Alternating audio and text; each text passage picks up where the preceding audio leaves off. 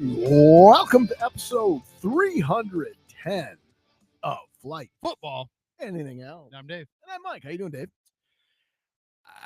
Except for the itching stuff that's like going on with my face. And for anybody that didn't listen last week, I had the chemo cream, the 2-week application of chemo cream to get the pre-sun cancer things taken care of before they turn into sun cancer. I mean, I'm just sitting there all day. I wake up in the middle of the night wanting to scratch my face, but pretty soon it'll hopefully it'll take care I of think you're itself. doing that just to patronize me because you know how self-conscious I am about my That's tomato, right. my tomato face. So you figured, fuck, I gotta take one for the team here. I gotta find something that'll burn my face up so Mike feels better about himself. But before we get started any further,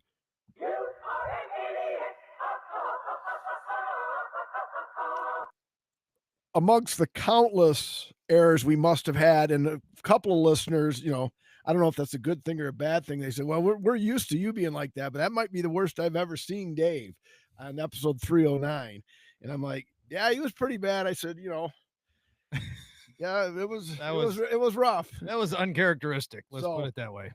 So I know I butchered my clothes. I mean, and then I butchered the start because we weren't plugged in. And so, but the main mistake, thanks to loyal listener Nick Witzke, he did point out, hey, I still listen every week, so thanks a lot for that, Nick. Thanks, Nick.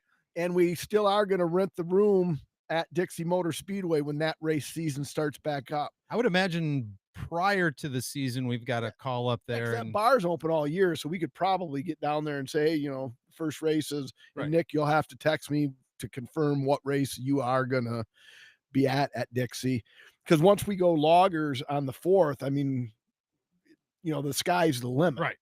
So, and then we've actually gained three followers because of Eric posted out that we'd be at loggers on December 4th. The only thing we are uncertain of, we might, to hope to get people out there, we might go 7 to 8:30 as opposed to 7:30 to 9. Right. Just because a little earlier, and then that way everybody's home by 9, which isn't a late night, right? Work night. Right. But anyway, it's Rocket Money is the app that says, hey, Dave, you've got 44 ESPN Plus subscriptions. Hey, you've got 13 Showtime subscriptions. I said it was Rocket Mortgage. Yeah, Rocket Money. Yeah, Rocket Money is the app. It's pretty close, Mike. Nick Witzke was first to point that out, and then Liz also jumped on and said, I don't think it's Rocket Mortgage. Yeah. I said, nope, Nick already corrected me on that. So, and then the drunkenness, hey, that you just got to live with that from time to time. Sometimes I've been known to bark at the moon.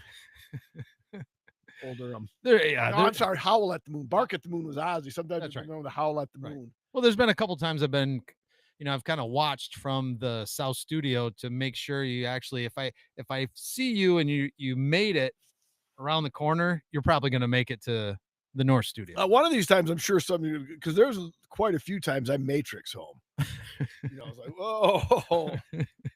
So, all right. I've got nothing to start off. So what do you got for the first tasting? First tasting is what guest, multiple time guest, Nate Meisel from Spilling the Nachos. And like I told him last time he was on here, I said, they haven't done an episode in 2 years. I think it's 2 years this month or next month, actually. Or maybe just a year. Maybe it was December of 24. And Nate will have to tell me on that. But I said it'll always be Nate from Spilling the Nachos. Yeah. They got 90 episodes or 80 episodes on Spotify. So sure. It's Nate from Spilling the Nachos. And he paid off the bet early, but I took it for George Pickens having a better year than Jameson Williams. So, through 11 weeks, he is, but who knows how the rest of the season pans out. Sure. Anyway, it's Cattywampus, an IPA from Batch Brewing Company, a microbrewery in Detroit, Michigan. 6.8% ABV. And on tap didn't even have anything listed, so it's not even noted as the IBUs. So NA, right. 0, not interested. Who cares? Whatever. And while we're doing the pour, a couple shout outs. One, Rick Sampson. Thanks for the lid again. This is a pretty good lid with the updated Certainteed logo and Grandpa Blackhawk. You can see I still have. This was a pod donation, pod gift. And the other shout out to my dad. We got this past Sunday both his regular sump pump and the Watchdog backup failed. So this afternoon after school, we got both brand new pump, main pump, and Watchdog installed. So rock on. All right, nice. Glassware. My older sister Jen reached out. She, I didn't know you guys change glasses every beer. And I'm like, do you pay attention at all? I said, yeah, we've done that actually since the start. We even talk about it. She said, I can't believe I didn't know that. At least you listened. Right. Nobody pays attention. At least you listened. And then Caitlin threw out there, was one of them the groomsman glass? And I'm like, well, clearly you're not watching. So based on that, their rehearsal dinner was at Real Seafood. And this is groomsman Mike, October 29th, 21. So her and Aaron have been married 4 years already. Cheers to that. Let's do that again. That sucked. Cheers. There you go. IPA on the notes. Good notes. And on the can, it says style is a West Coast style IPA. ABV 6.8, as I've already said. The palate is caddy, citrus, stone fruit, and the experience is perfect. That was well done. Thank you. Yeah, excellent. Now, I've got, on the first pull, I've got a beer that this tastes like, and I want to see if I think it's almost not quite as good as one of your favorites, but A more mild or two-hearted? it is a milder two-hearted. It doesn't have anywhere near the bite of a two-hearted, but it's got a good flavor. Okay. What were you thinking? Yeah, you're gonna call me crazy now. A fog cutter. No, not nearly enough bite. I could see that though, but yeah, just a little tamer. Which that's still listed on. Because I've got and nobody can. Because if I remember, I haven't had fog cutter in a few years.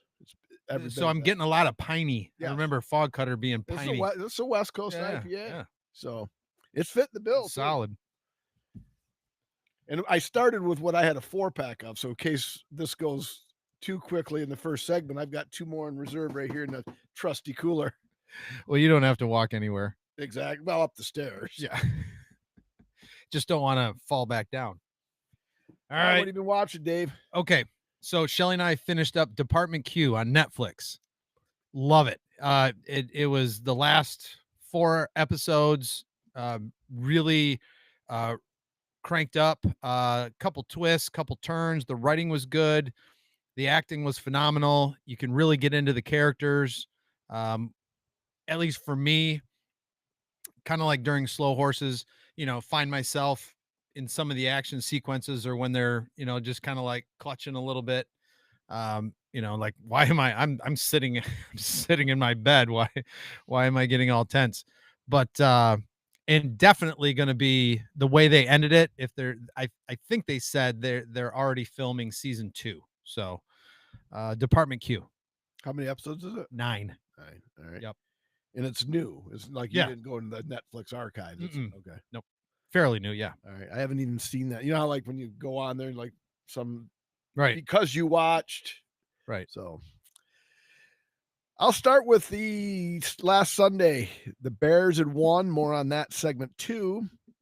My fantasy team in my league, which is the highest paying league, I'm doing fairly well this year, but last week was probably the worst week of the 11 weeks for that team. So I said to Liz, you want to go to a movie? So we went to the movie, went to Madge and Birch Run and saw Keeper. About an hour and a half. It was billed as a horror. HORROR, not WHORE. It was billed as a horror flick. Liz likes horror flicks. Yeah. That was a nice night out with my wife. Okay. Let's put it that way. You All right. had no fucking clue what was going on in the movie. Right. The trailer didn't give you anything. Seen worse movies. I don't even say watch this when Sure. it comes out on free TV because Yeah. it's. Yeah. But like I say, Yeah. a night at the movies. Yeah. Sure. Fuck it. Yeah. But it's called Keeper. No real Mm. stars in it, Okay. and it was hard to follow, and it wasn't scary at all. It was weird. Okay. There you go. Keeper. Uh, the only other thing I watched, and I do this on occasion, and everybody call me weird. You can put it into the chat, or Weirdo. I went through after finishing Department Q. I went through and went into, I think it was just Disney Plus and Netflix, the shows that I haven't seen, or that we got through, and we knew the second season is coming up here soon. So I haven't seen them in 6 months to 9 months, something along those lines. And I went through and I watched the endings. I just fast forwarded to either the last episode, the last full episode, or not even that, halfway through the last episode, just to refresh my mind on how they ended, Yeah. so I could, especially if it was a continuation kind of a thing. So if the storyline continues, as opposed to some of those shows where it might be the same characters, but it's a completely different. Right. What show did you say? I didn't say a show. I did several. Like, Oh, okay. yeah, like I did some of the Star Wars spin-offs. All right. Because Yeah. I thought you said like you mentioned like Dexter, and you were getting ready, so Yeah. you went and watched like the last few minutes of season one, last few minutes of season two. But I missed the show. I didn't know. I didn't hear you say. Yeah, I didn't just I didn't say random any shows. shows. Yeah, it was just there I went through, probably, I was starting to get tired anyway, and I can't even remember. Like I said, I think I remembered a couple of the Star Wars ones, like Obi-Wan Kenobi, on Netflix. I wanted to say, well, I'm not going to remember right now. I probably did 6 or 7 shows that I knew season 2 was coming up, and I just wanted to refresh my mind on how they ended. All right. Yeah. And the only other thing Liz and I have watched on Peacock, she stumbled upon it, looked good, and it is actually pretty good. It's 3 seasons, and it's weird because normally we're new people. This series was 2016, 17, and 18, or 17, 18, and 19. When you say new people, you mean your new shows? Yeah, yeah. Okay. We don't like go way back in time. We're just Sure. like, hey, this is new on Netflix. We watch it. Sure. But so this is on Peacock, and it's called Mr. Mercedes. Seasons 1 and 2 of 3. We've blown through 10 episodes each season. First season was better than the second. Second season, the last 4-ish episodes, although not believable at all, much more enjoyable than the first part. The first part of season 2 is like, oh, this is ridiculous. But there's a season 3, and it looks like it's pretty well wrapped up in season 2. Hence why there was never a season 4, I guess, because it looks like it should be done.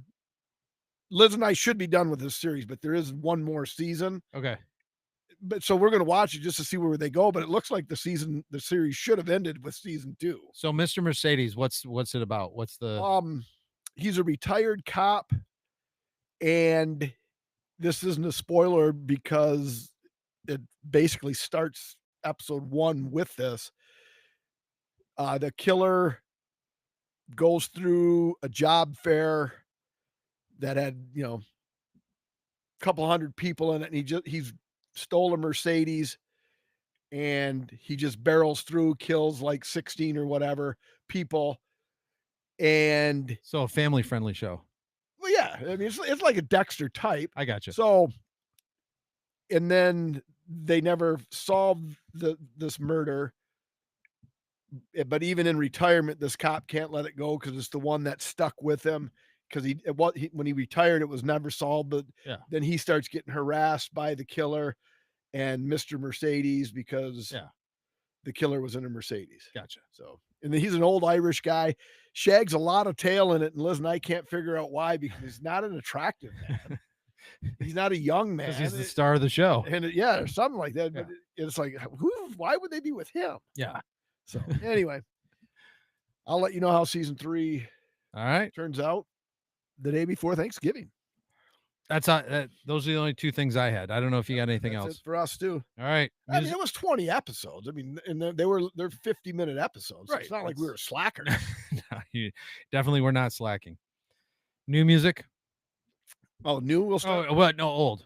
All right. What? No, usually we start with new, don't we? Yes. I no? usually start with. So what have we been What do you want me listening to? to? What do you want me I'm to? starting with old. All right, I'll go old. All right. Huey Lewis in the News, specifically sports. Yes. That album. Yep. So I think sports was. Let me see my notes. 1983. I was going to say 84. And Harder Rock and Roll, I Want a New Drug, and the Slept On one, like the kids say, You Crack Me Up. I like that one. So, I mean, that was enjoyable going back to that one. Plus, brings back Trials and Tribulations. I had a friend of a friend that owned the company that was doing the production of the Michigan Festival on the campus of campus of Michigan State in East Lansing. They had set up a stage right by what would be the south entrance of Munn Field, so that the stage was right there. And Munn Field, because it's fenced in, was a nice venue. They could kind of keep people corralled. But I was asked, "Hey, you want to work security?" I'm like, "Yeah, why not? What do I got to do?" Well, you just got to stand around and make sure people don't go where they're not supposed to go. Great, sure. And at the time, it was probably $7 an hour or something along those lines. But I got to work security like backstage, like right behind the stage. So I can't remember. I think I got to fist bump the drummer. Don't know who that was. Huey was too locked in, walking from inside Munfield to the stage, stuff like that. But just to be backstage and have that going on, and yeah, they were rocking Munfield. So that was kind of a cool thing. Very good album. I actually, what I was looking for while you were talking, as the viewers saw me look at it, that was my Something Old episode 290. Oh, was it? Yep. Shut up. Yeah. Really? Nice. My Something Old. Ruby and I were at our bench. I call it our bench. It's not our bench, but that's where I sit when I'm too tired because she walks too fast, tries to kill me. And I'm like, I always tell her, it's like, you realize that you kill me, there's nobody else walking you. So what'd she say? She didn't give a fuck. She's like, whatever, dude. So I'm sitting on the bench. I was all caught up on my podcast. I'm like, God damn, what do I want to listen to? Settled upon Van Halen 2. Yeah. Obviously by Van Halen. Yes, thank you. I would say, is this a trick question? March 23rd, 1979, 10 songs, 31 minutes.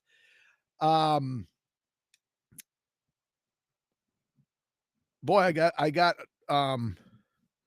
the 3 songs that I like the best listed under Let's Go Inside the Ropes, but we're not there yet. You're No Good. Yeah. Somebody Get Me a Doctor. Yeah. And my favorite on the album, which actually makes the album really listenable, is Dance the Night Away. And I saved myself by doing a little research. I saved myself a episode 311 Correction Corner because I was going to call it a remake. Dancing in the Streets is a song that Van Halen did a cover of. Right. Dance the Night Away is their own song. Oh. Have you seen her so fine and pretty, moving with a style and ease? And I feel her from across the room. Is this love in the first? Is it first or third? I thought it was third. Third degree, whatever. But that can be a correction. That's my favorite. No, one of us got it right, so there's no correction corner on there. It's either first or third, so one of us got it right. But yeah, so not my favorite Van Halen album, but even a so-so Van Halen album, be it Roth or Hagar, is a good listen. Agreed. To get you, and at 31 minutes, it was almost the bench to home is like 22 minutes. Right. So I had like a couple extra songs to listen to while I raked leaves or whatever I did when I got home. Great. What took me to my old Huey Lewis and New Sports, my new, and it's not really that new, but it was new to me because I didn't even think they did an album after Sports. No, 4. I remember 4. I don't even know what they did after 4. That was 1986. But apparently in 2020, they put out an album called Weather. like the weather outside. Huey Lewis did? Yeah. Okay. So in 2020, 7 songs, 26 minutes. You don't have to listen to While We're Young and I'm There for You. And one of the boys is okay. But Her Love Is Killing Me and Hurry Back Baby, Remind Me Why I Love You Again. Really like that.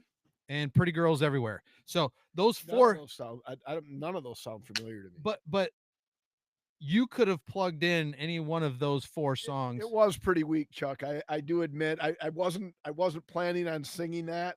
It was just I got a wild hair, and criticism noted. Thank you. But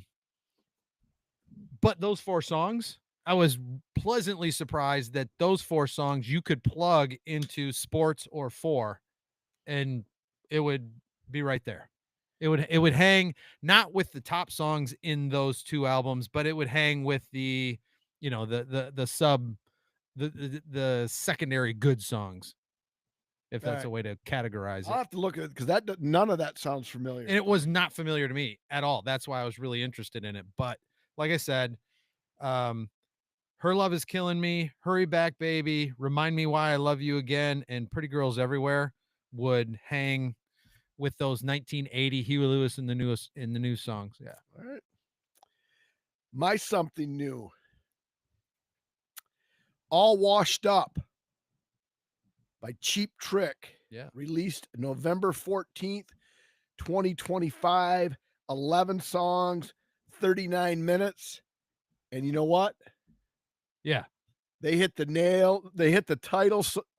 The title of this album hit the nail on the head. I tried to stutter out because this was 11 songs of absolute fucking garbage. It makes Keeper my favorite movie of all time because it was absolutely atrocious. Wow.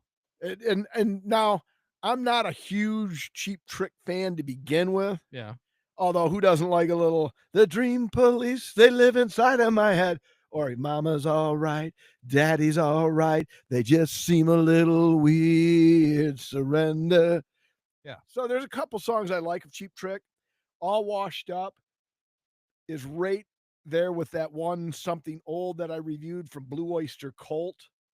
Blue Oyster Cult, not Cult, Cult. Yeah. L or U, not O. And so I'm like, God damn, is this the original lineup? It's 3/4 of the original lineup. Ben E. Carlo, the original drummer, has been replaced by Rick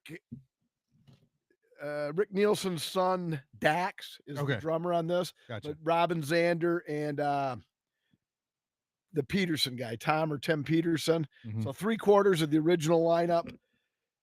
I made it through all 39 minutes. Regrettably, fucking terrible. I would not wish that on my worst enemy. Well, now we know what not to do. Terrible. It was horrible. It was a bad album. Okay. And they're definitely all washed up. So, anyway. Got it. Ready to go inside the ropes? Let's go inside the ropes. Ding, ding. Well, let's start with WWE because you said you have a question or two on Raw. Yep. I will get to that. I admit I'm behind. Wrestling is a little stale right now. Storylines have got to be ramped up. Right. And then I'll switch to AEW and give you my 4 picks for Saturday's Full Gear. But what do you got in WWE? So WWE, it looks like Triple H maybe is getting good feedback, getting good information, trying to rev things up a little bit because it did feel a little stale with the storylines. So some of the cards on here, Charlotte Flair emerged to save Alexa Bliss, Rhea Ripley, and Io Sky from War Games opponents. So now are they going to bring her back? Because she actually on SmackDown, she said she couldn't trust Rhea Ripley and wasn't going to be in the War Games with them. So does that mean they're going to bring her back? Because I think Charlotte Flair is a better heel than she is a face. Yeah. But she was getting booed mercilessly. So that's why they put her with Alexa Bliss in that Friends tag team. Right. But if she's saved, then that must mean they're working on getting her into the War Games, and then maybe Rhea will turn. Maybe Rhea's going to turn heel at War Games on Charlotte Flair. Ooh. Are you Maybe. listening? Are you listening, Paul? I like it. You got to bring Rhea Ripley back to relevance, because not only is she's getting too small. I mean, she's almost like Right. Playgirl centerfold size, and not Rhea. domineering wrestling side. Mommy. So I want her turning heel to get some interest back instead of her carrying the mid card division. Okay. The other thing they did, based on your observation, Cena. This was his final Raw appearance. I think he's only got, because his last match is Saturday night's main event, December 18th it can't be December 18th because Christmas isn't a Saturday, but December teens at Madison Square Garden is his last match, and I think he's only got 3 appearances left. So that Saturday night's main event, probably a SmackDown, and then maybe Survivor Series War Games. Maybe it's only 2 appearances. So anyway, go ahead. So this card they had the old versus the new. They had Cena, Rey Mysterio, Sheamus against Dom, Finn, and JD. All right, it's a little. So that my main question was, how does that work? Has Ray ever gone up against Dom? Oh yes. Okay, so Dad's beating up on Junior. Sometimes Junior gets the upper hand on him. That's actually been an angle they've, even back to the Judgment Day when Rey Mysterio was inducted into the WWE Hall of Fame, and Damian Priest, Rhea Ripley, and Dominic Mysterio, as he was being announced and getting ready to speak at the mic, those 3 got up and left. Just to keep the Sure. It's just the way you got to do it. Can't break kayfabe. So, but so they've had. Okay. Because actually, and they were actually partners when Dom first started, and they were both baby faces. Sure. And Dom was fucking terrible. But now he's coming into his own. He's actually probably, in my opinion, the second biggest heel in the company, behind Logan Paul. And Dom's a heel because he's in the wrestling business. Logan Paul's a heel because he's just an asshole. Okay. But he comes across. That's fair. He's that's perfect fair. for WWE. That would be a great promo, though, if Ray or Dom beat the snot out of one or the other, and there was some tomfoolery, or they brought in a chair, or a 2x4 or something like that, and then they cut to a promo where they're at like their family Thanksgiving or their family Christmas, and they start jawing a little bit, and then all of a sudden they just start throwing haymakers at each other across the table. Are you listening? WWE, do something like that. Paul, Paul, are you listening? Well, I just meant everybody, that the writers, I don't think Paul has final say. He does have final say, but somebody's got to go to him with the idea. And okay, that's that. Oh, and then they had Roman Reigns joined Cody Rhodes, CM Punk, and the Usos in a War Game brawl against Lesnar, the Vision, Drew McIntyre. Lesnar made an appearance. Yeah. Okay, I got to watch that then. So Lesnar, the Vision, Drew McIntyre, and Logan Paul. So I'm just mentioning that because you said, hey, things are getting a little stale. Obviously, you should be somebody writing or taking these ideas to Triple H, and because it looks like, So they heard the fan base. They're setting up War Games. I still say that what you got to do to really shake things up, they'll burn the seats down, though. I still say you turn Jey Uso heel. Yeah. I don't know. They sing heel music anyway. I mean, Seth Rollins is a heel, but they sing his music. Yeah. So they're not sing his music, sing his song. Yeah. You know what I meant. So you're saying they'll yeet him even though he's a heel? They'll be yeet with boos. Okay. Gotcha. So and then he boo, because boo. he'll always come into the ring and he'll go to run it back. Yeah. He can just kind of like nix it and then get some heat. Okay. Boo them. They'll be All right. pissed. Okay. All right, quickly, AEW Blood and Guts was last Wednesday, a week ago yesterday. I haven't watched last night's episode. I just finished the previous Blood and Guts. The women's Blood and Guts match was actually better than the men's. It's just like John Moxley comes into the ring, starts stabbing people in the eye with a fork. Okay, that's realistic. He didn't even lose an eye. He kept wrestling. Come on. I fucking hate the gimmicks. Because if you're coming in with a fork, just jab his eyeball out, just put it on your fork and kill the guy. Yeah. And then eat it. Yeah, it's not believable. Yeah. So leave it out. Okay. Anyway, Full Gear, Newark, New Jersey, this Saturday. There's probably going to be 8 to 10 matches. I'm only going to cover 4. We have the AEW World Champion Adam Page versus Samoa Joe. Got to put the strap back on Samoa Joe. Mm-hmm. Adam Page sucks as a fucking champion. The Women's World Champion Chris Statlander versus Mercedes Moné. If Mercedes wins her 13th belt, and I didn't misspeak, her 13th belt, she might as well also give Chris Statlander a golden shower in the middle of the ring, because she just won this belt from Tony Storm, and now Mercedes Moné is going to have it for her 13th belt. That's just fucking stupid. I'm going to pick Statlander because that's the way it's got to be. For the tag team championship, we have Brodito, which is Brody King and Bandito versus FTR. The fans love Brodito. I'm going to pick them to retain.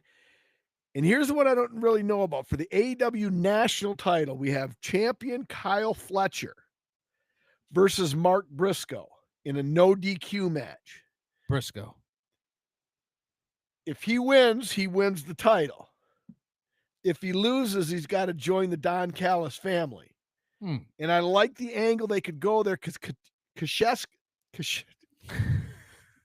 fuck it, I can't never get his name right, but Takeshita, thank you. Yeah. I wouldn't say never. I mean, you get it right. Yeah. I always have to put Cornette calls him take a shit. So I take a shit and it's Takeshita. There you go. So Takeshita's not happy in the Don Callis family. Briscoe certainly won't be happy because he's forced into it. And then you could get a connection with Takeshita and Mark Briscoe. So I'm going to say Kyle Fletcher retains. Briscoe joins the Don Callis family. Those are my 4 picks on the 4 main matches. Again, there's like 37 other matches. Right. Not going to bore everybody with it because nobody will even watch the 4 I've just mentioned. Last thing I'll mention, and I don't know if you know this or not, the Museum of Fine Arts in St. Petersburg, Florida. Now you might, I don't know if you want to buy your ticket right after we get done, with this show, is planning a more than 5,000 square foot exhibition about pro wrestling. No way. A New York gallery, 52 Walker hosted not just an exhibit, but matches. Shows like these hope to introduce new fans to wrestling, a rich mixture of authenticity. Come on, Dave. Sometimes called kayfabe. Yeah. And where's this at? The Museum of Fine Arts in St. Petersburg, Florida. Oh, nice. A 5,000 square foot exhibition about pro wrestling. I probably won't make a special trip there, but if I'm ever in the St. Petersburg, because it's Tampa St. Pete's, right? Yes. So we were probably very close when we went down there for spring break. For sure. It was spring break, right? Yes, it was. All right. I don't have anything else other than rating this beer. Let's go. Nate, have you yourself ever had this, or did you just pick it up because you like the can, or not even the can? He liked the name Cattywampus because we say that at work a little bit. Things are a little cattywampus around here. Yeah. Because I'm going to start right out of the chute. Only thing that would be better is if this was like a fog cutter, 8%er to just knock you on your ass. Yep. But if you love West Coast IPAs, this hits the spot, I'm going 4.00 because I loved it. 4.05. All right. You liked it. Couldn't say it any 5/100s better than I did. couldn't say it any better. All right. Now I'm getting kind of a buildup of glassware here. So on to tasting 2, Dave. As I move my see, this is all the little things that the listeners never got privy to Sure. when we weren't live. Right. There's that one. Thank you. Mm-hmm. From this brewer, I would actually roll this a little bit, Dave. All right. And I'll explain why in a second when I get to it. Not that I'm an expert on it by any stretch of the imagination. Well, after 6 years of doing this, Did I mention we're going to be at Loggers on Thursday, December 4th? you did briefly. Yes. If not, mark your calendars. Coffee mugs. I know loyal listener Tim LeBrake said, "What time do I got to be there?" That's what I was, and he got his wife to follow on Facebook too, so maybe they'll both be there. Nice. So, and Facebook, like I said, Loggers actually shared that post. So, and what I plan on doing is that we'll order a couple. Well, it'll be a little bit different tasting because what we're going to do is we'll probably do just a flight, the 4-ounce pour. Okay. Of whatever they've got. Sure. So it'll be and maybe we might not give a score and give the Untapped rating. Oh, which by the way, for Cattywampus, 665 people checked in and they liked it like we did, but not quite as much, 3.86. So obviously we won't do that, but we'll do, because they do have on their television screen at Loggers, they do have Untapped. It would say Dave D rated Electric Squirrel of 4.25. I didn't think we would rate that, but we might just mention what the rating was. Electric Squirrel? Yeah. Well, I'm going to have one. I can't go to Loggers and not. No. I'm saying like we're not going to rate it. Oh, or I didn't know if we would or not. We haven't talked about it. Right, but we're going to taste all their beers. Hell yeah. Yeah. The Scottish Ale is like 13%. Yeah. So one of our listeners could win the prize of taking me home. It's like, hey, lucky you. Maybe we'd even stop at Tony's. That's an inside joke. If Chuck's still awake, he just popped. If he's still awake, he just popped. All right, so what we have here is Harbor Beach Hazy IPA from Arvon Brewing Company, a microbrewery in Grand Rapids, Michigan. Now, the reason I said, and once we pour this, you can get to some business, Dave. Yes. The reason I said roll this up is because Arvon,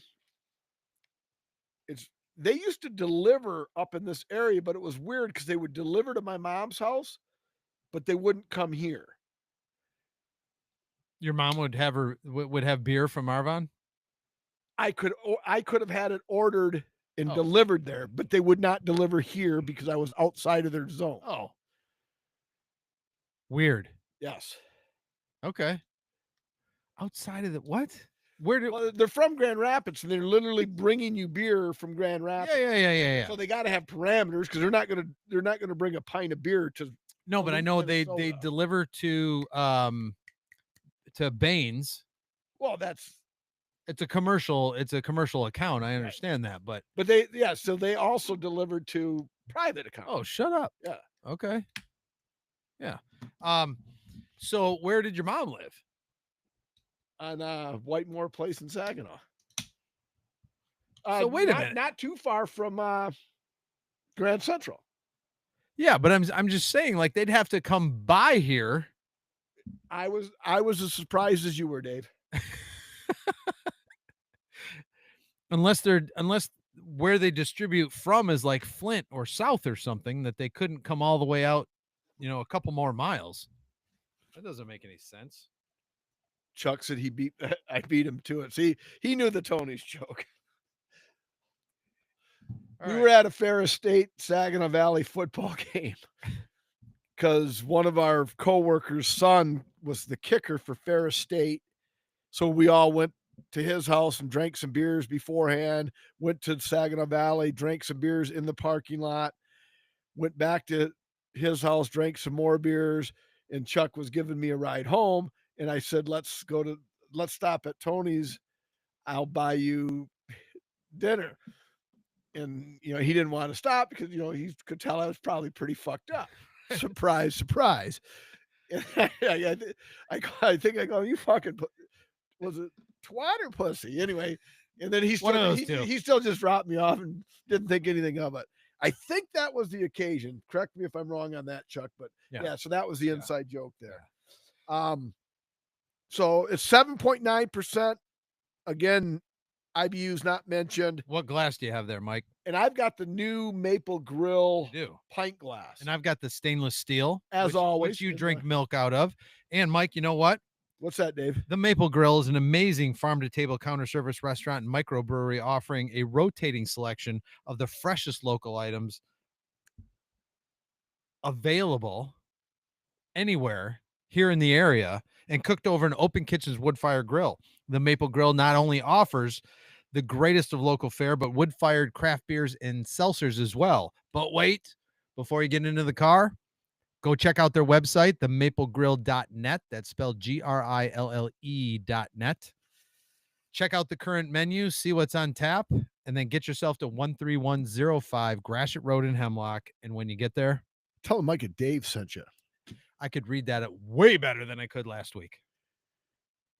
And when you get to Loggers, tell me what you want, and I'll get it for you. Don't tell them Mike and Dave sent you because they won't even know what the fuck you're talking about. Just tell me, say, hey, Mike, I want a electric squirrel. Done deal. There you go. All right. Nice. All right. So you got that going for you. Yes. Which is nice. All right. This is a hazy. Typically, I like West Coast a little better than hazy, but we'll see where we go from here. And I was correct that on the setting of the trip to Tony's. All right. The notes are really pleasant. I'm telling you, you're gonna be pleasantly surprised because this is not your run-of-the-mill, nice and smooth, fruity, non-hoppy hazy. This is it got a little bit to it, doesn't it? Yes, very good. Yeah. Got a little I went IPA centric tonight. I can see that. With a stepladder ABV.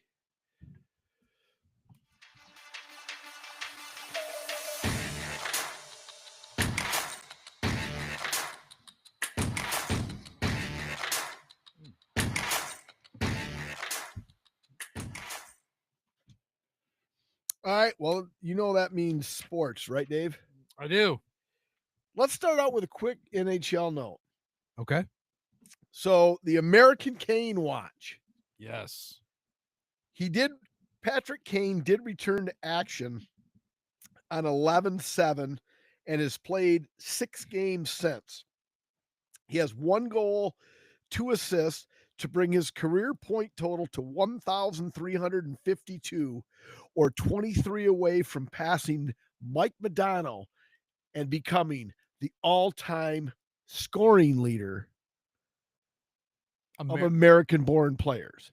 Now, Modano has way more goals than Patrick Kane, but point-wise, Kane needs 23 this year. Well, he needs 23 to become the number 1 all-time goal scorer. And like I said, the last time we brought this up, I actually spoke to him on the ice at the Dow Event Center when the Saginaw Spirit hosted the OHL All-Star Game. And Patrick Kane was probably the highest paid member of the London Knights. I need a clarification here. You said that what's his name? Mike Modano. Modano has way more goals, but Kane needs only 23 more to be the all-time goal scorer. Points. That's goals and assists. Okay. All right. So I gotcha. And by way more, I'm talking like 80 more. I think he's got like 80 more goals, but Kane has more assists, or not more assists. How old is Kane? 37. That's so he's Ovi's age. Yeah. Right. You know. Okay. So Yeah. Kane has 1,352 goals, 52 points, 1,352 points, and Ovi has over 900 goals. How do you spell Kane's last name? Kane. Kane. Got it. I knew it was K. Patty Kane. Oh, there you go. All right. So I want to go back to the betting in sports before we get to anything. Did you know? And if you're interested in this kind of stuff, go ahead and look. Google it, Chat GPT it, whatever you want to do. Multiple teams, including the Lakers, were asked by the league to hand over documents and cell phones as part of its investigation into illegal sports betting. So, folks, there might be more stuff coming down the pipe here. And like you said, if you're going to dance with the devil. John Boy Media on Talking Baseball brought up a very good point. Remember how you laugh at those two Guardian pitchers that were suspended for throwing, like, hey, the first pitch is going to be a ball, and somebody put $30,000 on it. Like, nobody bets that much on first pitch ball strike. And they got like $5,000. And on the surface, you're like, why would that idiot do that for $5,000? Now, the guy from John Boy Media threw out, he said, I don't know this for a fact, but just let's keep in mind that he's from a third world country. And now you get illegal people saying, hey, we know where your family lives. Right. And we're placing a lot of money on your first pitch outcome. So it behooves you to play along. We'll throw you $5,000 for your efforts. Yeah. But if you don't comply. Right.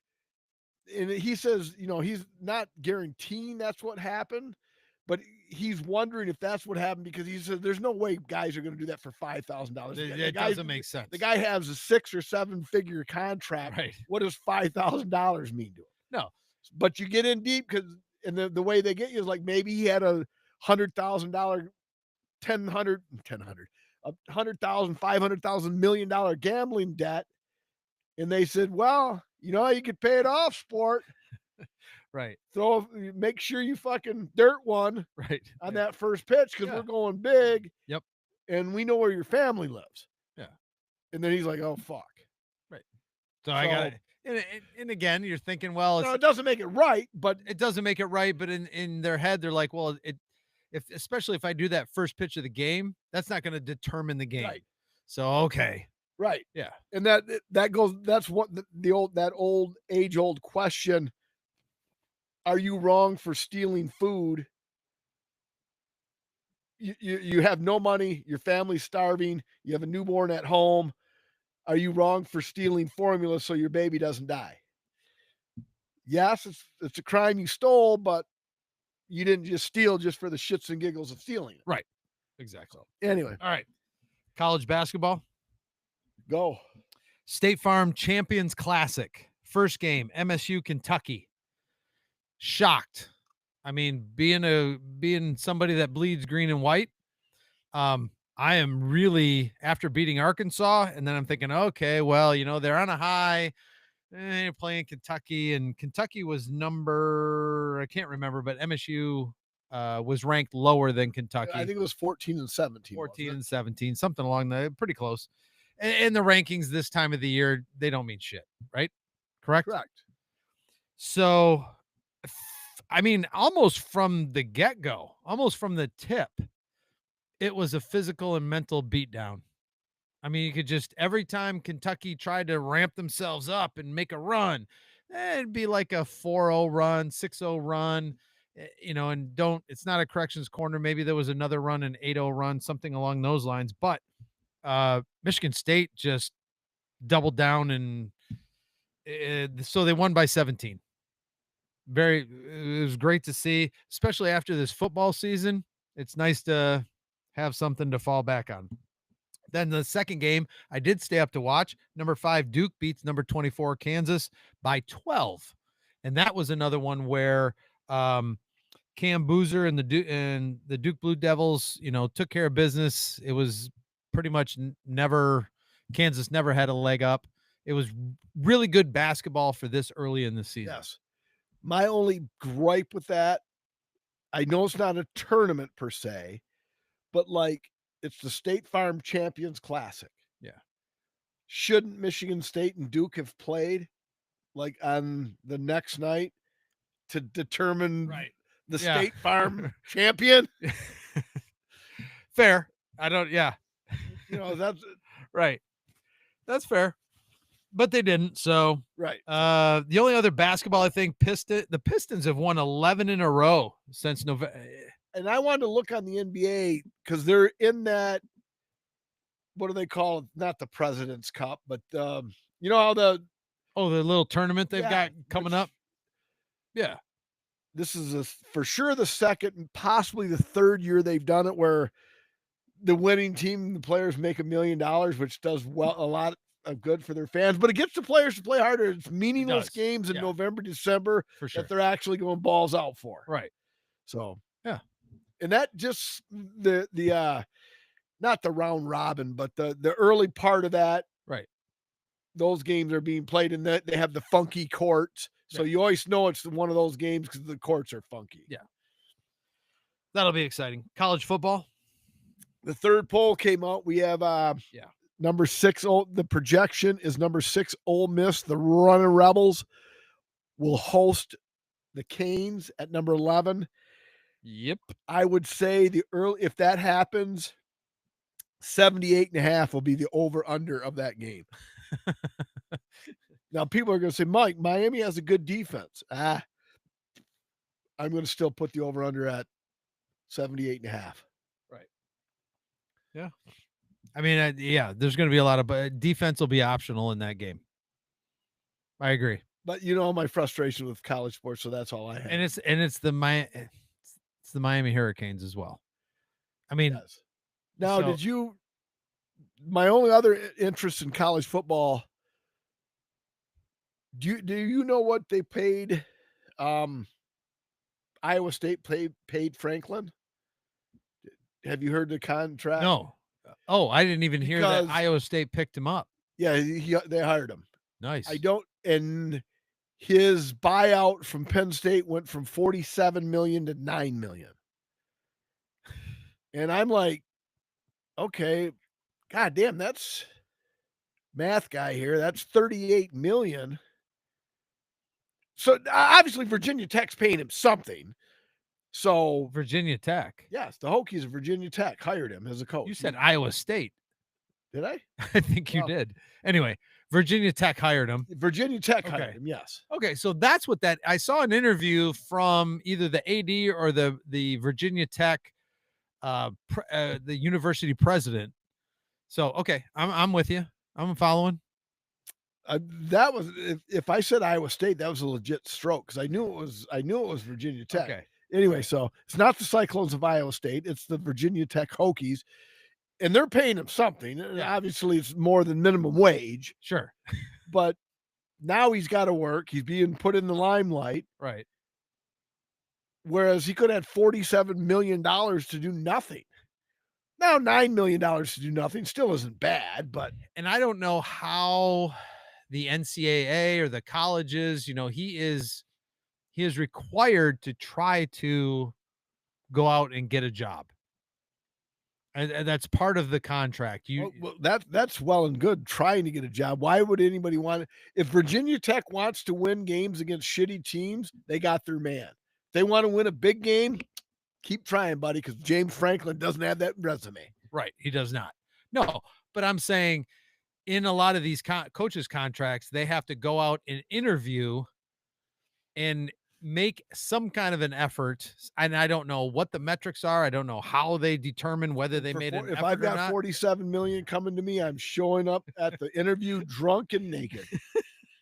Say, I can whip these boys into shape, I think.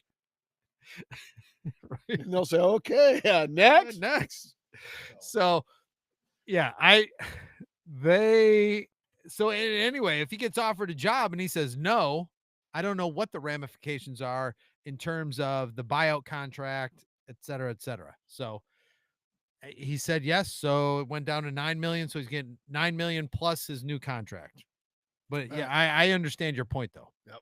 Yeah. So MSU obviously lost to Penn State. I was at the game. They punched him in the mouth early. It was 7-0. Hey, yeah, it was great. But that's been their MO the entire year. First quarter, great. They've played with pretty much anybody the first quarter. And then it goes to hell in a handbasket. Shelly and I, it started to get a little windy as soon as it started to get a little dark. We found a warm spot with a TV to watch the second half, and then we were going to go back into the stands, but we were too comfortable, and everything started to go to they started to go to shit, like I told you, and we just said. I don't know if that offense. And then you text. I don't know if that offense would score on our 8th grade defense. It's not good. It's not good. The line is beat up. I think they've got three or four of their original starting line injured on the bench. It's, that's not an excuse, but it's just, they have a bunch of, MAC players through the portal that are okay, but not good in the Big Ten. U of M barely got by Northwestern. We're sitting in the stands and we saw that Northwestern was up by 1 with 2 seconds left. Michigan hits the walk-off field goal. So, kudos to them. Some people think, if they win out, if they beat Ohio State, are they going to make it into the top 12? I don't think Ohio State would be their only major win, and it would be major. I don't know. I'm not being a hater, but I just don't see U of M making it past Ohio State. Well, it kind of depends on what everybody else does. Like if Miami loses another game, sure, that would put Michigan over Miami. Right. So it depends what else happens. Yeah. And there's only, let's see, USC and Oregon, number 17 versus number 8, and then BYU, number 12 versus number 25, Cincinnati. So BYU is in the hot seat. If they don't play well, if they only beat them by 1, and some other teams, the 13th, 14th ranked team, if they play really well and beat the snot out of their teams, do they leapfrog BYU? I don't know. BYU has a lot to lose in that game. Oh, for sure. But it's not like they're playing a winless team. They're playing a top 25 team. So anyway, MSU at Iowa, and then U of M at Maryland. They should take care of business there. Now, here's my other question: what in the hell is with the SEC this time of year? Who Alabama's playing? McNeese State, East Illinois. Yeah, they can throw a cupcake in there. What you got this time of year? How is ready for your conference tournament? The Big Ten doesn't have any kind of a schedule like that. The Big Ten's not playing some MAC teams or something like that. I mean, what? I don't have an answer for you, Dave. Yeah. Okay. Well, Alabama beats East Illinois by 34. What does that do to do they jump up the rankings by 6? No, I don't think so. No. I mean, if they don't beat East Illinois by at least 20, I think they should move down the rankings. Correct. Yeah. But they're not good. They won't, but they should. All right. That's all I got for college football. All right. Time for the NFL. NFL. All right. Let's go with a quick. It won't even be a week 11 recap. Well, it looks like I can't start Prater. Fuck. I didn't text it. Mark it down, folks. Matt Prater will kick multiple 50-yarders, but in my buddy Bill's fantasy football league, even though I started him last week, I didn't declare he was starting tonight. So I'll have to go with my New England kicker on Sunday. Don't look at me.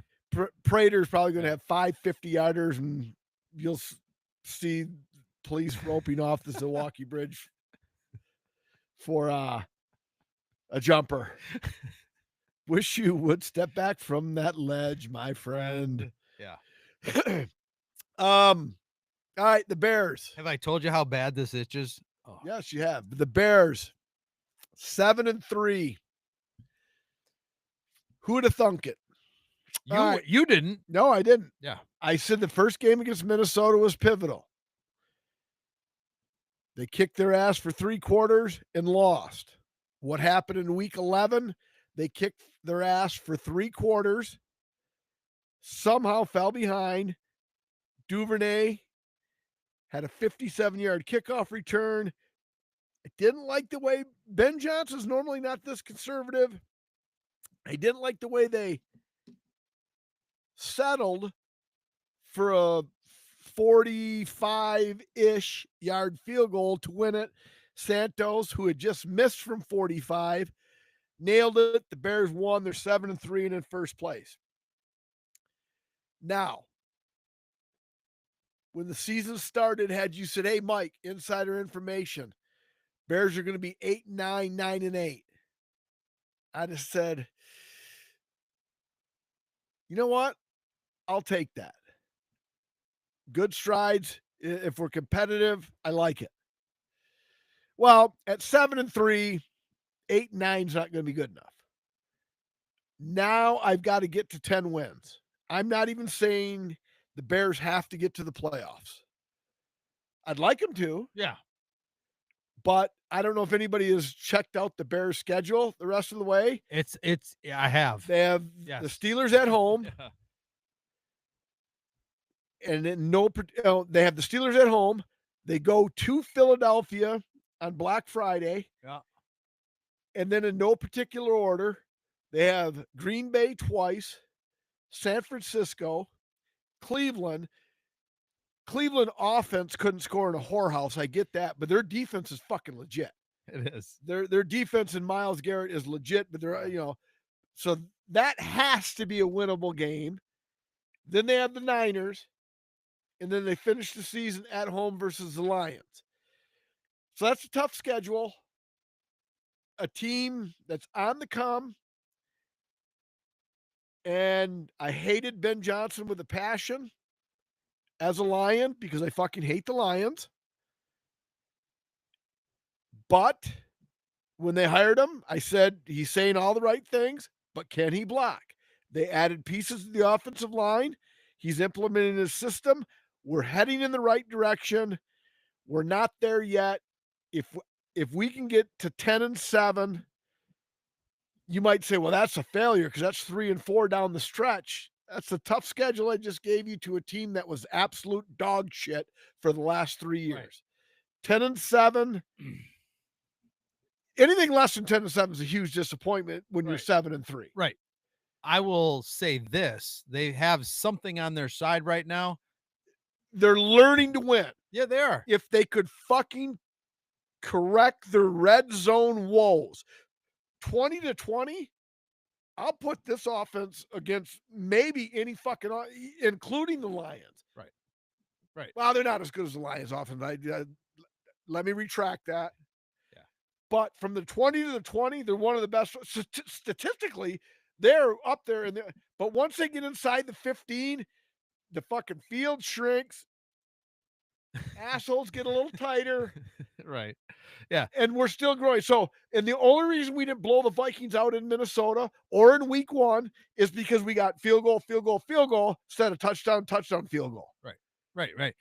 So the other thing they got going for them is for the locker room. Yes, I said when you smash fucking remotes and rip pants and smash everything else, you can say we. And Colston Loveland has liked 2 of my Facebook posts. So when Colston Loveland likes my posts, I can say we. Fair enough. The other thing they've got, the New York Times, the Pulse, put out, based on that schedule that you just mentioned, they do not have the Bears making the playoffs. And I really don't either. Okay. But like I say, they're 7-3. But I think the key game is this week at home against the Steelers. Right. They go to 8-3. They should beat Cleveland. Yeah. Green Bay, no offense, Grant, is beatable one of the 2 games. Sure. Yeah. Okay. Yeah, I'm with you. So that's 9-3, 10-3. Yeah. And then all they got, but that's still fucking San Francisco, Detroit, and Philadelphia. Those are fucking 3 murder. And that's what I said. I want them to be competitive and now get to 10 wins. 9-8. Yeah. Before the season started, I would have said, fuck yeah. Yeah. After the Right. fucking shit I've suffered through for the last 3 years, I'll Right. take 9-8. Right. Well, when you're 7-3, 9-8, it ain't gonna cut it. We got to get to 10. So when you look at San Francisco's injury issues, even though they're playing well, They're injured on defense. Their offense is healthy, and that's what's gonna keep them in I'm the just game. saying, if it gets to be a shootout, either it's still a teeter totter. Do you know what I'm saying? Yes. And so, and Detroit is the same way. Let's not put our heads in the sand. Detroit right now is a teeter totter either way, because right now with their injury issues, if you're able to put pressure on Jared Goff, you've got a chance to win Yes. against the Lions, obviously. Few teams are able to do that, though. But we just saw it happen here recently. Yes. Yes. Yeah. So I mean, I'm just saying. Well, they don't play Philadelphia every week, though. Well, And I Philadelphia- understand. Philadelphia I got some understand. players back. Yes, I understand. So Philadelphia's, and that's when the Bears are getting them at their sweet spot. Right. I'm just So, saying analytically, yes. that's what I'm saying. I don't get, and I'm a fair weather fan per se of the Lions. So, I mean, yeah, it's great if they make it. I would like them to make it. If the Bears and the Lions somehow manage to get there, that would be cool. But it's possible for the Bears, and it's good to see them. I did, for like you said, for so long. I watched you suffer Yep. on this podcast. It just, Oh, they've been absolute shit since the Cody Parkey double doink that would have sent them to the NFC Championship game. Yeah. And I knew he was going to miss it when he split the uprights after they called a timeout. And I told Nick, I said, don't kick it. And he kicked it and split the uprights, and he's going to fucking miss. Double doink missed, and they've been shit ever since. There you go. It's his fault. Last thing, week 11. I want to say, what was it, 307? My fuck you was to officiating and replays and everything. Oh, How, on a scale of 1 to 10, how much do I like the Detroit Lions, Dave? 0. It's probably less than 0. It's Okay. probably less than 0. Yeah. On a scale of 1 to 10, it's negative negative point a billion. 3.5. And That was so if bad. that was not now, the way the Eagles defense dominated, would the Lions have scored? Probably Dan Campbell. They were either going to win by 1 or lose by 1, because Campbell was going for 2. I don't care what anybody says. There was no overtime in that game. Right. Campbell's winning it with a 2-point conversion or losing it on a 2-point conversion. And the Lions did not do jack shit the entire game. So would they have went 75 yards? We'll never know, because of arguably the worst fucking pass interference call. And I would have fired Sirianni that fucking second. Even as the flag is being thrown, I'd have fired that cocksucker, because he shouldn't have fucking thrown the ball. He should have made the Lions use their last fucking timeout, give it to Barkley. Maybe Barkley can break one like he did after the pass interference penalty, Right. to officially seal it. But no, he wants to, and then going for, they're up by 10 points, and the Lions had already stopped the tush push, and all of a sudden he wants to compare dicks with Campbell, and he goes for it on 4th and a yard or a half yard from his own fucking 30. How fucking dumb are you? I would have fucking fired that prick when he fucking didn't convert that 4th down on 4th. You're fucking going to go for it on the 30 when you're up by 10 fucking points. Are you fucking stupid? Right. Yeah. I mean, I'm just shaking my head And the whole time. It's like, whatever, dude. And then that pass interference. Now, Collinsworth said, well, it should have been offensive. I don't think it should have been offensive pass interference, but it definitely wasn't defensive pass interference. It was absolutely atrocious. And that was my fuck you. It's like, if that play's not reviewable, then just live with the call. Fucking shit can replay, because they don't get it right anyway. If you can't review that, the Lion defender, you could argue Brown beat him so bad he wasn't in position to interfere with them. Right.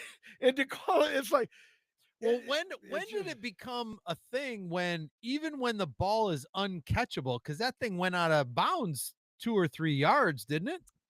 Well, That ball did not land in bounds at No. anywhere close to inbounds. and that's the other subject. Yeah. So So when did it become?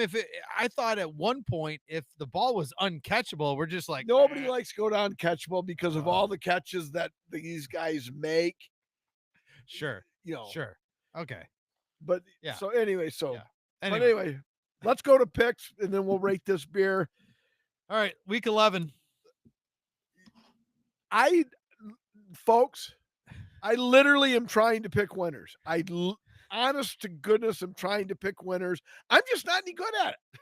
Clearly, by my own. Now, both teams won last week that I They picked, did. Well, I had a week and I like, lost by a combined 3 points. I had a week like that as well. But when you're going against the spread, Yep. those don't count. Yeah. I was 0-2, Yep. which brings my year to date to a scintillating 5 wins, 17 losses. I'm the guy that builds all those sportsbook casinos in Vegas. I'm that guy. I just can't do it. I fucking suck. You were a stellar 2-0. You've opened up a 4-game lead because year to date you're 9-13. All right, week 12 picks. I am baffled it's so low. Nate, when he listens to this, will correct me if I'm wrong. I don't know if Dan Campbell has lost 2 games in a row. Ooh. And the Giants are going to be the Lions' victim. I think it's in Detroit. Detroit's laying 10. Yeah. This is a possible 50 burger to 17. Okay. So this not only lay the 10, I think you could double this at higher odds. Give me Detroit minus 10. Yeah, that's crazy. I saw that and I knew that would be your first pick, so I didn't even bother. I mean, Well, when you see Buffalo favored by 16 over teams, now the Giants are coming to Detroit. Yeah. And they're only getting 10. Detroit's good. And Campbell is that way. He's, hey, we fucking lost. We got to get this fucking back on track. And he's going to fucking bury these guys. I would assume so. So then I've got the Colts at the Chiefs. Now the Chiefs, obviously they're scraping bottom, man. Yep. The Chiefs are a negative 3.5. They're giving the Colts coming in there 3.5. I don't know what to do with that. Vikings at the Packers. The Packers are 6.5. Now, I think the Packers might win, but it might be a walk-off field goal. And then you got the Jags at the Cardinals. Now, the Cardinals are I still think they're without Kyler Murray, correct? Yes. But they're at home. Jacoby Brissett just had a league record 47 completions last week. Holy shit. But the Jags have a lot to play for because they're right there. They haven't been in a playoff spot in forever. Has Nick talked about that? Yeah. He's not. Is he pretty excited about the possibility? He's like I am with the Bears. Okay. He knows his team is flawed, but. All right. Well, the Eagles 3.5 at the Cowboys. That last I saw. Let me check it real quick. So you're taking Philly. Hold on. Yep, still 3.5. I'm taking Philly. All right. Not many people say negative when they're talking. Yeah, I know. Shit. I'm sorry. My second pick. I said laying a couple times. My second pick. Yeah. Jamar Chase has been suspended for spitting at Jalen Ramsey. I'd pay a couple $100 to hear the fucking trash talk those two cats were going at it with. Give me New England at Cincinnati, laying the 6.5. New England's defense is too good. Cincinnati's now without their best player for spatting on an opponent. I'll take New England minus 6.5. Yeah, I can't believe they didn't change. I don't think they changed that after. Well, wait a minute. Now you can have the 6.5. Currently, it's -6. or minus. I said it again. Laying 6. No, minus is fine. Not negative. Not negative 6. Minus 6 is the way you say it. Well, minus 6, whatever. Laying 6. Laying 6 minus 6 is the same thing. I know. Negative 6. I know. I'm trying not to say negative. Here, you know what it is? I just figured out why I'm saying that. Are you on ESPN? I am. Well, I'll take the minus 6 then. Yeah. All right. No, you know what I do my first hour now? Algebra 2. All right. Positives and negatives. Yeah. All right. Well, and also depending on if you're doing like momentum and impulse, and if it's a vector or not a vector, negatives and positives matter in the result. And that was math time here at Flights Football and anything else. Right. All right, what's your second pick, Yeah. David? My second pick. God bless America. I put these 4 down here. I don't know. I part of me talked 3 and then gave me the Philadelphia game. I know. I want to see the Colts. Jesus, Blue Oyster Cult and the Colts. Oh my God. Here we go. Blue Oyster Cult and the Indianapolis Colt. Colts, the Indianapolis Colts. I just mixed them up. I know you did. Intentionally. I was with you. So I want to see them beat the Chiefs, actually, just because the Chiefs have been so dominant, and I don't have anything against the Chiefs necessarily, but the Colts have been, they've been kind of like the Bears. They've been the dog shit team. Everybody. And actually, the Colts beat the Bears in the Super Bowl, so fuck them. How long? Oh yeah. Holy shit. Bears. Yeah. Bears been to 2 Super Bowls or 1-1. Yeah. And for those watching at home, that signal there is Jags and the Cardinals at 2.5. Shit. I guess if the Jags, let me check real quick. Yeah, it's 3. Damn it. Now it's 3, not 2.5. It would still be a push if the Jags beat them by a walk-off field goal. God dang it. So it's between the Colts and the Chiefs and the Jags and the Cardinals. I'm going to go Jags at Arizona. They're -3. -3. All right. I'm going to regret that, but whatever. And now you're up for Harbor Beach Hazy IPA from Arvon Brewing Company, a microbrewery in Grand Rapids, Michigan. I've already got my rating written down, David. Let me take another pull.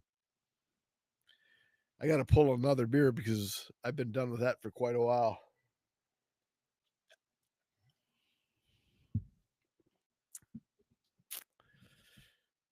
Boy, the Cold Snap from Austin Brothers doesn't hit like these other. That's just a pale ale, though. Yeah, it is. I'm going to go 3.90. Look at Dave and I are. It's got a little. Dave and I are fucking shining tonight. What'd you got? What do you have? I have 3.92. Yeah, the only reason it's 3.92 and because the Caddy Wampus is more my style. I'm a West Coast guy. Right. This is a hazy, but for hazies, it was very good. Yeah, no, I mean, this had a little more, for a hazy, it had a little more soapy / I can't soapy. I don't even like that term, but it fits. But the Cattywampus was crisper, was a little more crisp. That's the West Coast. Even though it had the bite, it had the hoppy taste. East Coast, West Coast, baby. That's why there were rap battles. All right. Untapped crowd. Holy smoke marijuana. 1.7 thousand check-ins. They really liked it. 4.20. What? If you're, you know what? I'm not even going to bellyache about it because I went 392 and I'm not a hazy guy. So 392 for not a hazy guy is a hell of a rating. And if you're a hazy guy, I could see where you'd go 4.20 and fire up a fucking spliff like no other. A spliff? Yes. I don't know if I've ever heard it called a spliff. Yes, you have. I've said it on the pod. All right. I think it's a bigger joint. Okay. Fair enough. I know it's in the terminology. I don't know if it's bigger or smaller. So, Henry, if you're listening, it's a spliff bigger or smaller than the regular joint. Can we? Well, we're not monetized yet anyway, so we can talk about weed. It's legal anyway. Yeah. Fuck them. Yeah. All right.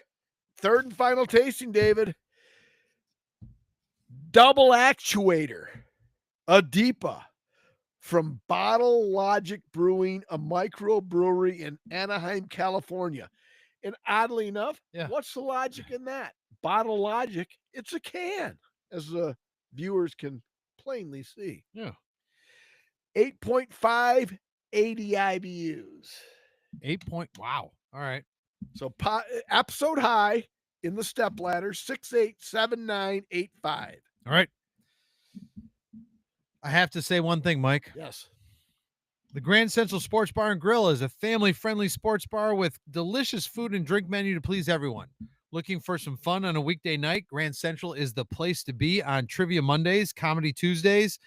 I think Wild Wing Wednesdays is no longer a thing in this month, but they had Hump Day Wednesdays, Thirsty Thursdays, Fish Day Fridays, and Sassy Saturdays, along with Sunday Fun Days with drink specials every day.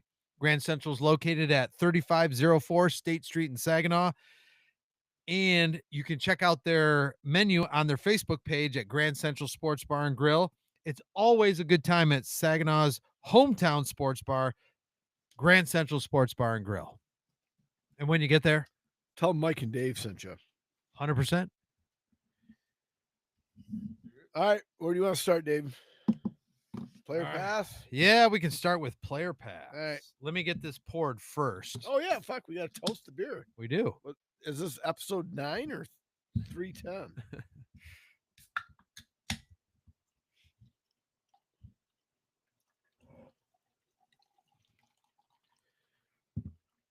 We were on track to be done in our hour and a half that we set for, and then segment 2 went long. We did. What can you do? Yeah, I think it was pretty good discussion, though. Yeah, sure was. For sure. All right. That's bought. Cheers. Cheers. Tenacity Brewing glasses, Jen. Oh, but that's good.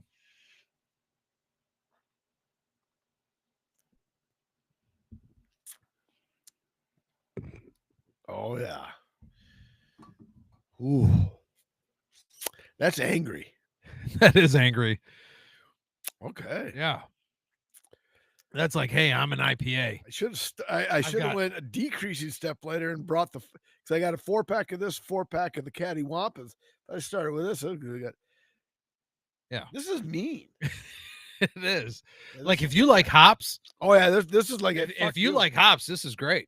This is the fucking person that puts an elbow to you as you walk in the supermarket. And you're like, what? What are you doing? What are you doing? All right. Little player pass, Ready? David? Player pass. Yeah. Now, tonight's player pass is a little different. Ready? Yeah. Would you rather? So we're going this route. In honor of Nate and Courtney. In honor of Nate and Courtney. But this is a little more subdued as opposed to the ones Nate and Courtney would come up with. Ready? Yes. All right. Would you rather, and you can pass on any of these. Understand that. No. But the sheet you gave me, if it's the same as you got, I've got my answer. For sure. Why would I pass on these? I don't know. Would you rather be forced to live the same day over and over again for a full year or take 3 years off the end of your life? I'm going to live the same day over and over again. Are you really? I'm living forever. I'm not fucking taking 3 years off of anything. I'll live that fucking same day over and over. I've had some fucking great days. Yeah. Well, no, it's not saying you're going to live forever. No, I know, but I'm not taking 3 years off my life. Okay. All right.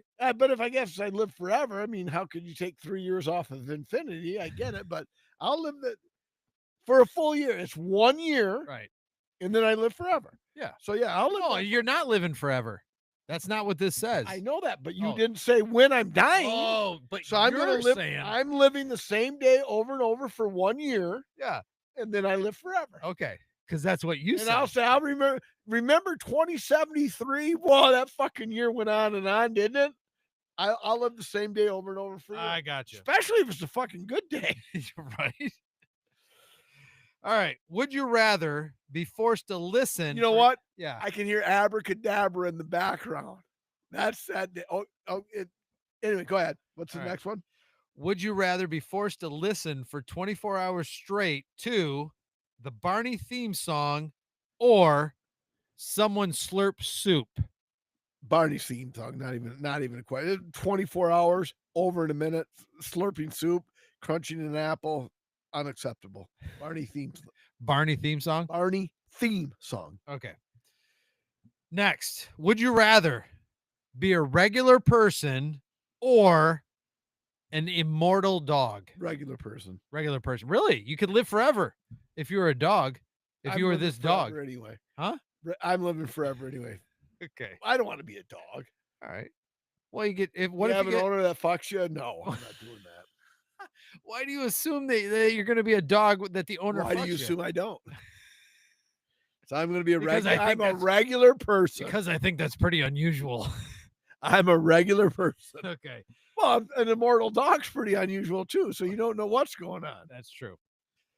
Would you rather have terribly chapped lips or scratchy dry eyes? Well, I've got this right now. Yeah. By the way, a 10-10 eye appointment. Chap lips. That's looking better, by the way.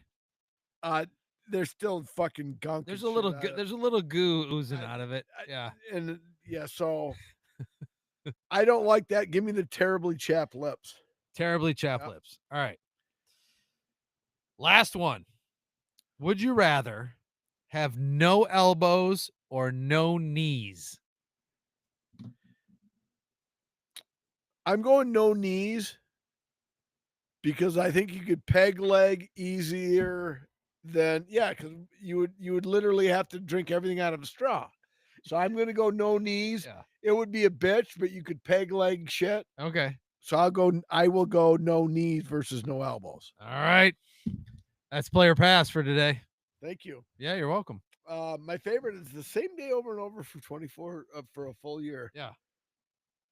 But now I guess let's go back to that. Do I get to pick the day or I mean, a horrific day is like, God damn, boy, this is tough. Or was it like Groundhog Day? You know what I mean? I mean, I don't know how long, I don't know how many days he went. It wasn't 365, but it was quite a few. All right. And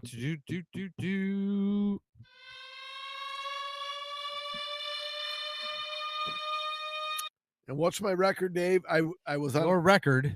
I was on a 5-game losing streak. Nailed on one word. Yep. Toto. Yep. Wizard of Oz, the 4th most recognized line in movie history. Right. Snapped the streak, and that put my record at what?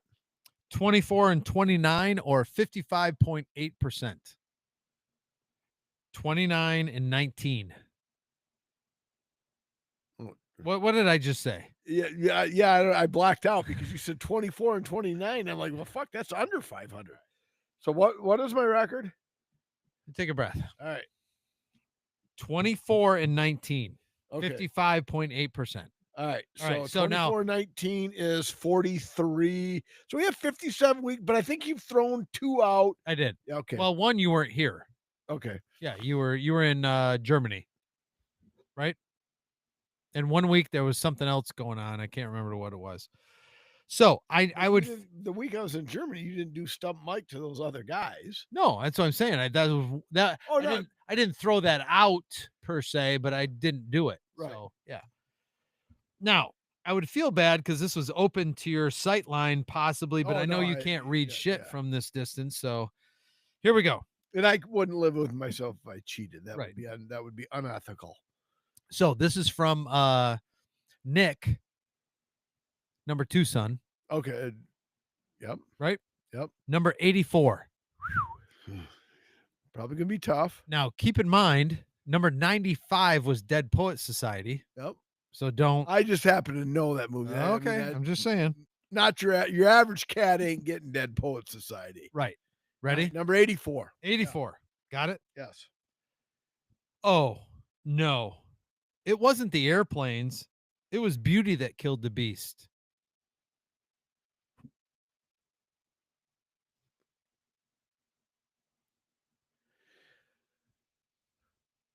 Well, I can't imagine anything from animation would be. And I don't think they talked about airplane in Disney's Beauty and the Beast, so that's out. Correct. Oh no, Beauty. If you focus on 2 words, you wouldn't even. I mean, I know you know this movie. You probably didn't see it, the original, but there's 2 words if you focus on, you're gonna know it. Chuck knows it apparently. Repeat the line again. Okay. Oh, no. It wasn't the airplanes. It was Beauty that killed the Beast. Planes, Trains, and Automobiles. Mm-mm. I have no idea. What was the only beast that had airplanes flying around it?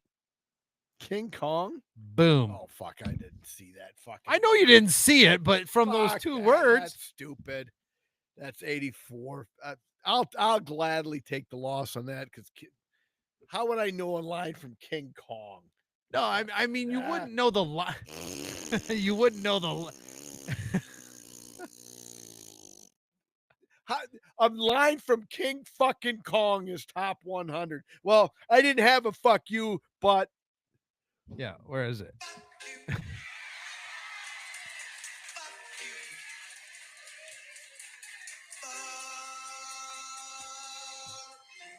my fuck you is a line from the movie King Kong is a fucking top 100 line. So fuck you. I'll gladly take the law. That's fucking dumb. King Kong's a shit fucking movie. But you I'm can. not mad at you. I'm just that's fucking terrible. I understand that. I couldn't put 2 and 2 together because I don't watch I didn't like Godzilla. I didn't like King Kong. The Planet of the Apes, all that fucking shit is garbage. And it's fucking a waste. And people that like it should find a short pier and take a long walk because it's fucking absolute garbage. Well, then this will be King Kong being a fucking top 100 line. Then every other line in this movie better be from Slapshot or The Breakfast Club. Because the line from King Kong is an absolute fucking joke. Right. So this will, folks, this will be the last episode of Flights Football and anything else because I will be taking a short walk off of the pier. along with half you're gonna need a bigger boat as number 74, only 10 better than a King Kong movie. I'll take that loss.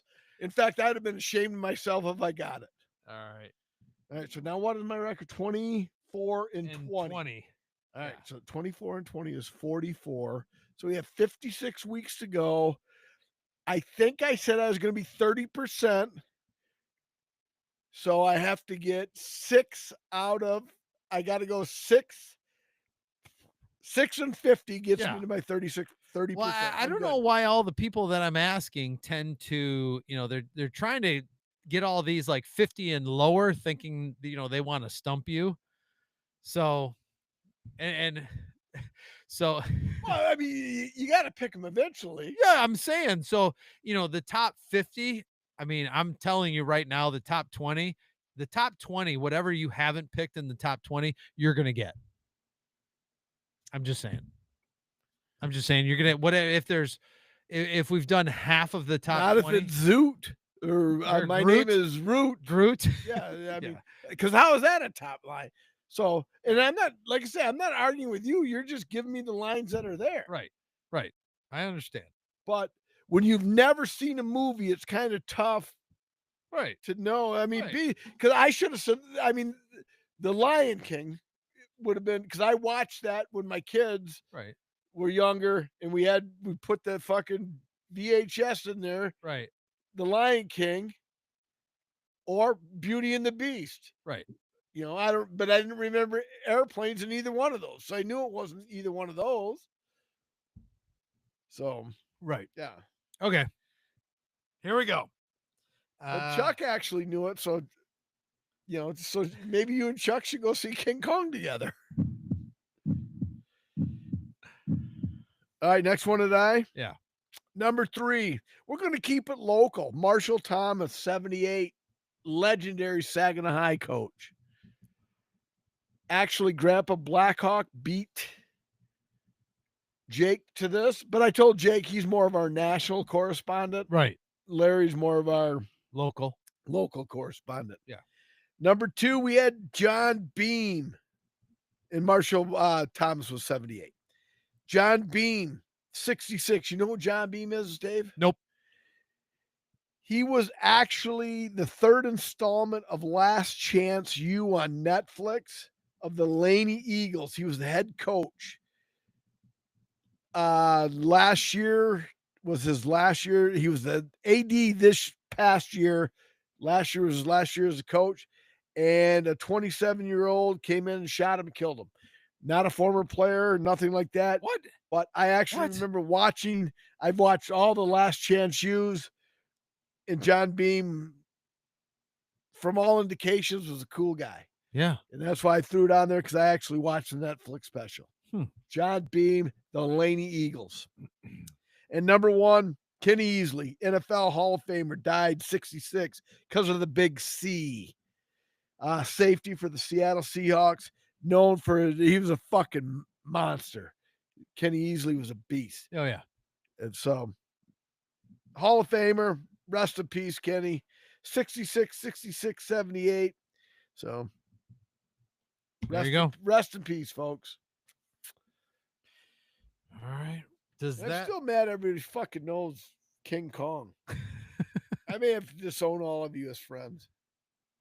How do you not know King Kong?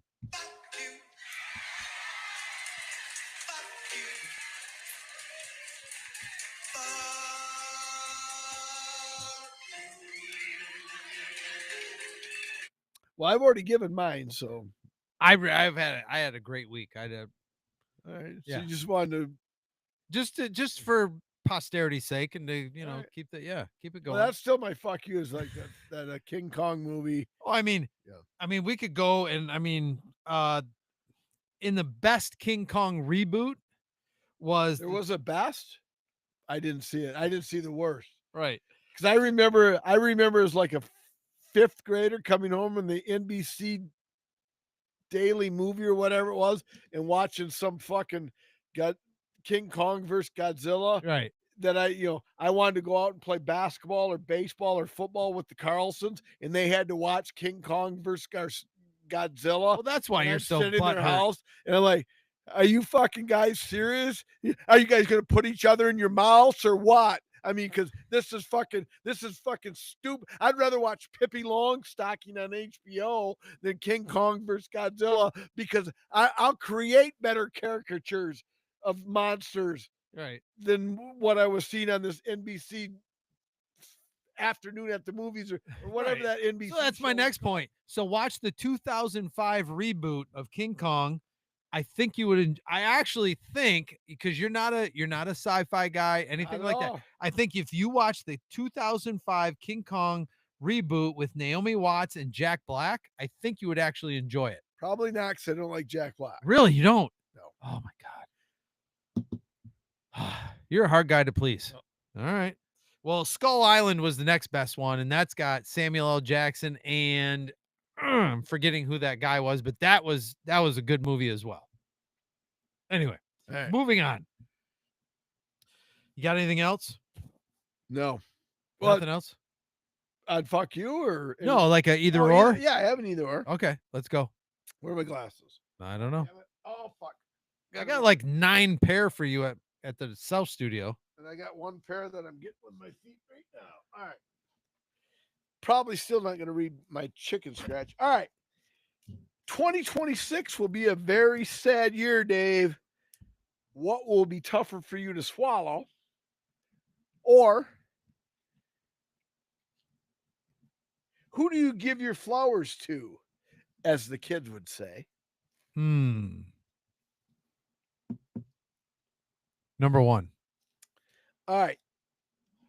The Farmer's Almanac will stop production of its annual publication after the 2026 edition due to media and financial challenges. And remaining blanks for pennies are expected to run out by early 2026, and production of new pennies will officially cease. Now, they will still be accepted as legal currency. Yeah, right. So, no Farmer's Almanac. Yeah. No new pennies. What do you take as what's going to hit you harder, Dave? Now, I will say for Christmas, one of the things that ends up in my dad's stocking is the Farmer's Almanac. All right. So, will he be disappointed? Yeah, quite possibly. He enjoys reading that.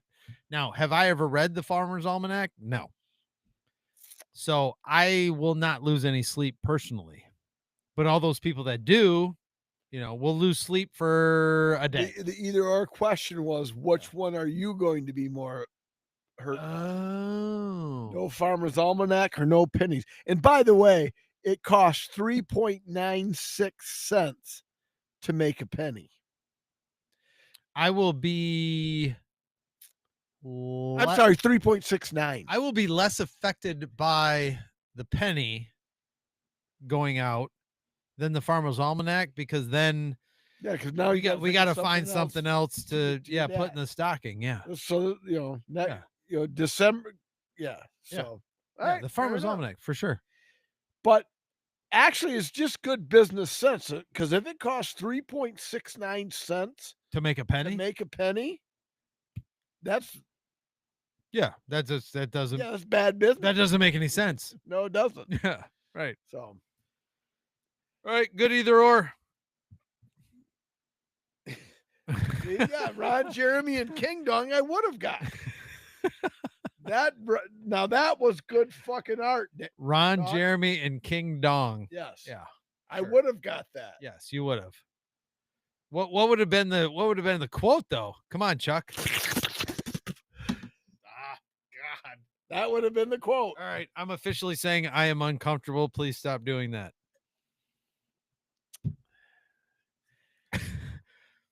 or oh my God.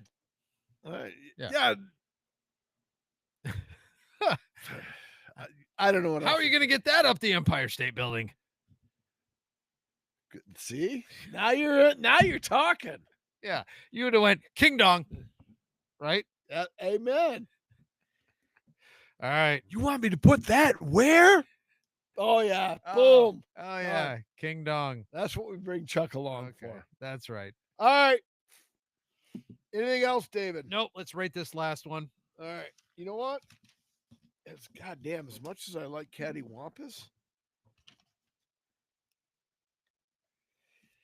Oh, fuck. Let me take one more pull of this motherfucker.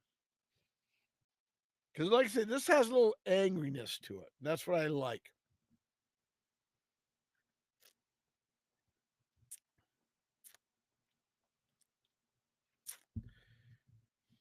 I'm going to go 404.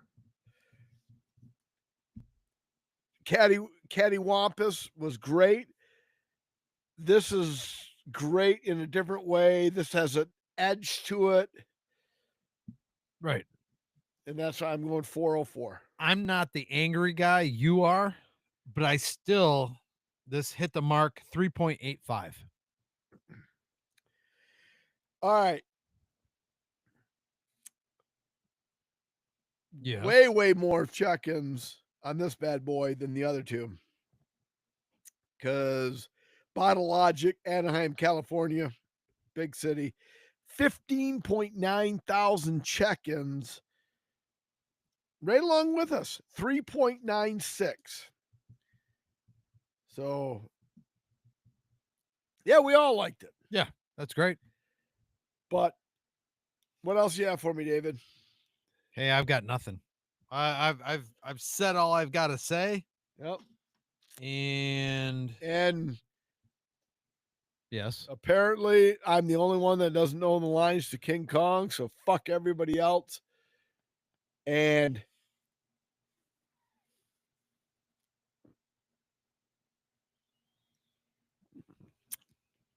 as I look down the bottom of my glass,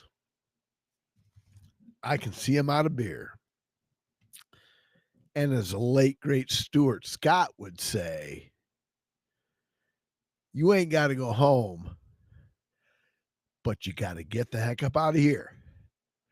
And before I hit the Odyssey music, loyal listener Grant Davis told me December 19th ish, mm-hmm. 30 for 30 on Stuart Scott. Wonder if FFA, You said it right. yeah, flights full of anything else. I wonder if they'll get a shout out for using his signature closing line on that 30 for 30. If not, it's a travesty of injustice. It'll be a future fuck you. But until then, we out. Again, Loggers, December 4th, live. Beers on us. Out.